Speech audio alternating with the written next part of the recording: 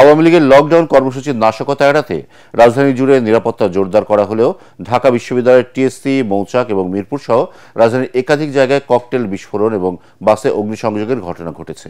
এতে আতঙ্ক ছড়িয়ে পড়ে রাজধানী জুড়ে।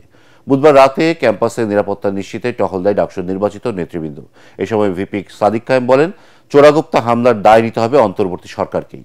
আওয়ামী লীগের সন্ত্রাসী কার্যক্রম রুখে দিতে সারাদিন ছাত্র সমাজ মাঠে থাকবে বলেও জানান তিনি। আরও জানাচ্ছেন মুশফিকুর রহমান। ককটেল বিস্ফোরণ, বাসে অগ্নিসংযোগ এবং চোরাগোপ্তা হামলায় উৎকণ্ঠার রাত রাজধানীবাসীর। জুলাই আগস্টের মানবতা বিরোধী অপরাধে শেখ হাসিনার রায়ের দিন ঘোষণাকে কেন্দ্র করে আওয়ামী লীগের অনলাইনে ডাকা লকডাউন কর্মসূচি উপলক্ষে সন্ত্রাসী হামলা এবং নাশকতা এড়াতে রাজধানী জুড়ে চেকপোস্ট স্থাপন এবং আইন শৃঙ্খলা বাহিনীর বিপুল সংখ্যক সদস্য মোতায়েন করা হয়েছে। নাশকতা রোধকল্পে আমরা বিশেষ করে হুন্ডা মোবাইলগুলোকে আমরা চেকিং নিয়ে আসছি। পর্যাপ্ত নিরাপত্তা ব্যবস্থা আমরা ইতিমধ্যে গ্রহণ করেছি। মানুষের ভয় পাওয়ার কোনো কারণ নাই।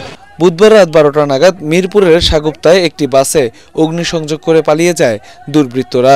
এই যে বড় পরিচিত ঘটনা, এটা আসলে জাতির কাছে একটা উদাহরণস্বরূপ এবং ন্যাক্কারজনক। আমরা ধিক্কার জানাই, যাতে কোনো দেশের মধ্যে অপ্রীতিকর সৃষ্টি ঘটনা কেউ ঘটাইতে না পারে, সে যেই হোক।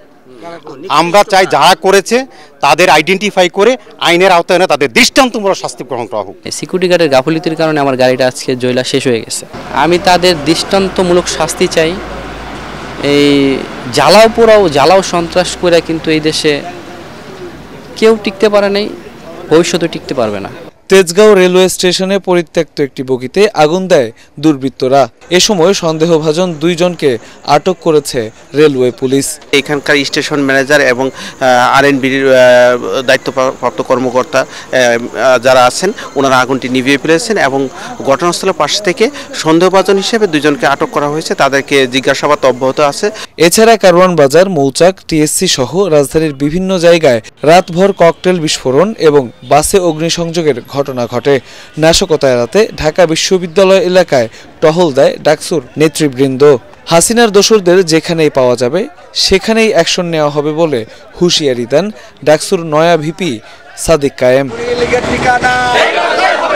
লকডাউন দেন আর যাই দেন, আমরা খুঁজতেছি ভাই, আমরা না পাই দেখেন ব্যাট নিয়ে দাঁড়ায় আছে। আমরা এই সন্ধ্যার পর থেকে খুঁজতেছি, এই সন্ত্রাসী লীগ, খুনি হাসিনার লীগ, যত লীগ আছে এই সব লীগরে খুঁজতেছি। এগুলার ওই যে অনলাইনে গুজব ছাড়া আর কোনো জায়গায় পাইতেছি না। ছাত্র জনতা এই খুনি হাসিনার দোসরদেরকে যেখানে পাবে সেখানে লাল করে দিবে। এ সময় ডাকসুর নেতৃবৃন্দ বলেন, অন্তর্বর্তী সরকারের ব্যর্থতার কারণে ককটেল বিস্ফোরণ এবং বাসে অগ্নিসংযোগের মতো ঘটনা ঘটছে। নাশকতা এড়াতে সারাদিন সবাইকে মাঠে থাকার আহ্বান জানান তারা। মুশফিকুর রহমান, এটিএন বাংলা, ঢাকা।